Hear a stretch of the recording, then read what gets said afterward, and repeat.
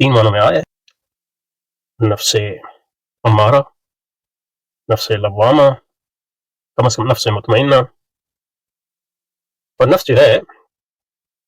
نفس وما سواہا فالہمہا فجورہا وتقواہا قد افلح من زکاہا وقد خاب من دساہا. تو کہنے کا مطلب یہ ہے کہ نفس یہ قرآن میں انفرادی چیز ہے، اور وہ نفس جو ہے جس نے اس نفس کی نشوونما کی اللہ کے احکامات کے مطابق، اس کی تزکیہ کیا، نفس وما سواہا فالہمہا فجورہا وتقواہا قد افلح من زکاہا، وہ فلاح پا گیا، فلاح ابدی. قد افلح من زکاہا وقد خاب من دساہا، اور جس نے اس نفس کی تزکیہ نہیں کیا بلکہ اس نفس کو جو ہے آلودہ کیا، اس نفس کو جو ہے گناہوں کے انبار کے تلے دبا دیا، تو یعنی نفس امارہ کو حاوی کر دیا اور نفس لوامہ کو جو ہے اس کا تابع بنا دیا، تو نفس مطمئنہ اس کو کبھی حاصل نہیں ہوگا، تو وہ خیاب و خسران یعنی ابدی نقصان.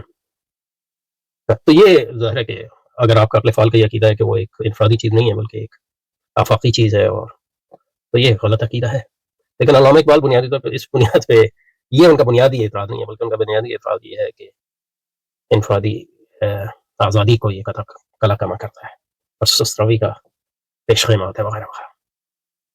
وہ کہ مطلب یہ کہ یہ نہیں کہہ رہا کہ اس کو وہ جٹلائیں گے، لیکن یہ ان کا فوکس نہیں، اور یہی جدیدیت اور اسلامی نقطۂ نظر میں فرق ہے.